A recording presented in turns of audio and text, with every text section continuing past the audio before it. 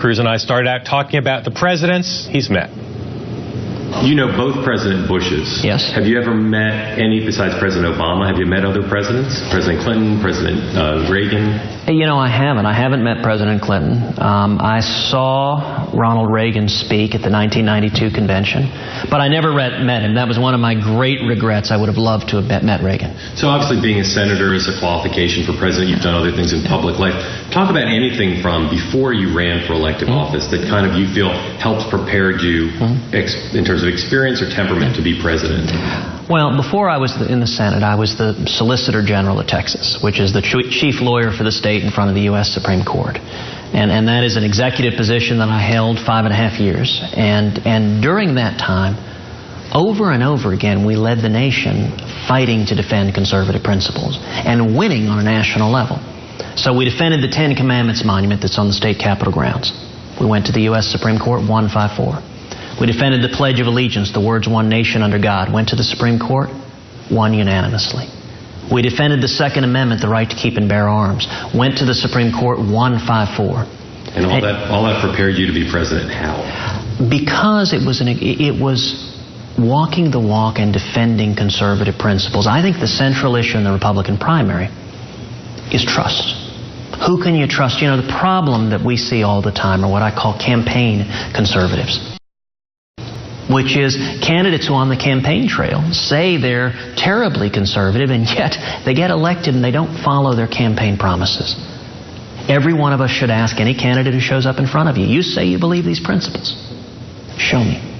When have you stood up and fought for them? When have you bled for them?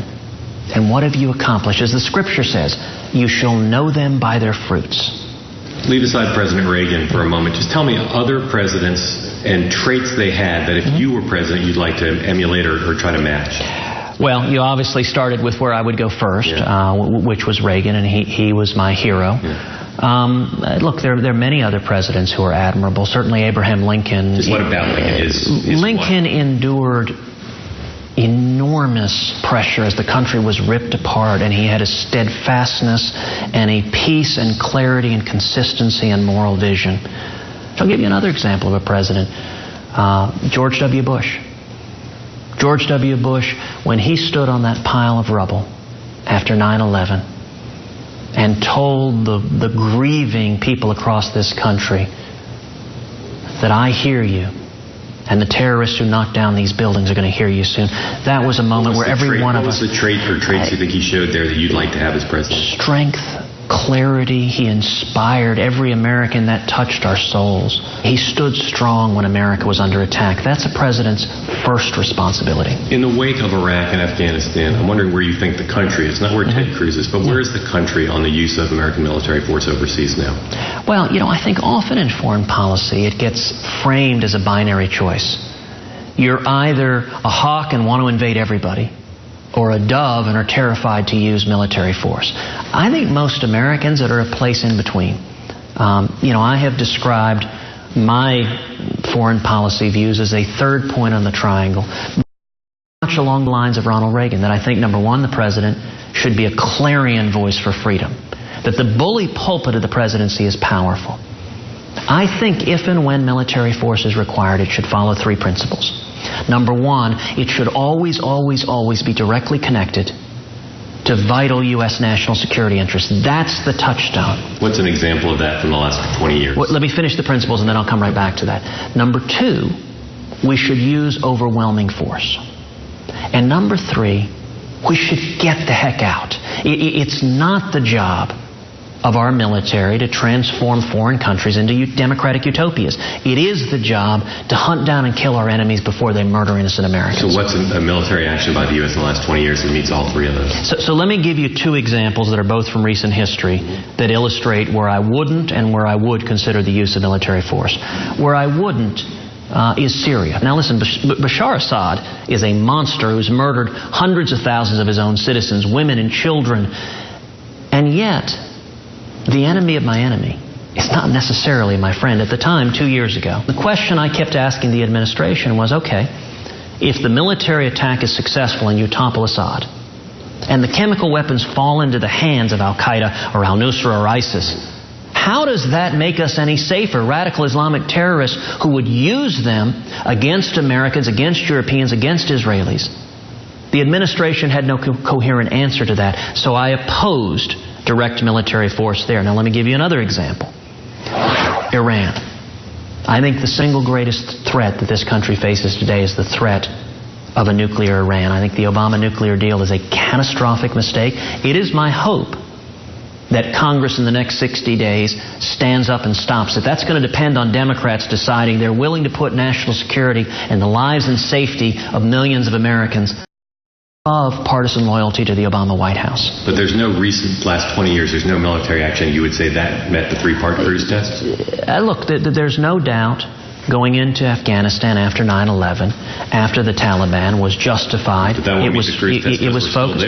Well, that's a fair. But you asked the initial military action. Well, I think. I'm saying, is there any military action from start to finish that meets the three-part Cruz test in the last 20 years? I would say. I mean, there haven't been that many military actions in the last 20 years. But I will say this: winning the Cold War, and this is where Reagan understood peace through strength. I want to just quickly get in one other topic here, and we'll be done, which is what Mr. Trump said about Senator McCain's service. Do you have any problem with that? Well, I'll tell you what I think of John McCain. John McCain is a friend of mine. He is an extraordinary American hero. I'm proud to serve with John McCain. So you feel so strongly about that, as do your other colleagues running for president. Senator Rubio called what Donald Trump said offensive ranting. Your former governor, Rick Perry, said he should get out of the race. He's not qualified. Again, I'm not asking you to repudiate Donald Trump as a person. I don't think you're as good friends with him as some of the other people in the race who have been critical here. So I'm trying to understand what separates you from the others who have been, who feel this is sort of beyond the pale, what Donald Trump said. Listen, I will happily tell you what I think about John McCain. I'll happily tell you my views on any issue. You want to talk immigration or Obamacare? I'm not going to engage in the media's game of bashing another Republican candidate. I'm just not going to do it. Some people say the reason you're not doing it, and you haven't been critical of his previous comments, is because you want to make sure that if he does get out of the race, you're able to win the supporters that he has now. Is this a political calculation? I am not going to go into the gutter with personal attacks and impugning character. Now, let me be clear.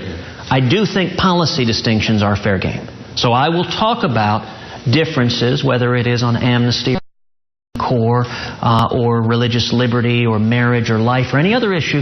That's what's supposed to be the bread and butter of politics. But I'm not going to engage in personal attacks impugning anyone else's character. It's a matter for you of both the kind of politics you want to practice as well as friendship and loyalty? Is that my view on John McCain is explicit and unambiguous. He's an American hero and he's a friend. I'm not going to just take a stick to fellow Republicans, or for that matter, to Democrats. In my time in the Senate, I haven't impugned the character of Republicans or Democrats. I don't intend to start today. Okay. Senator, thanks very much for joining us. Thank you, Mark. Thank you.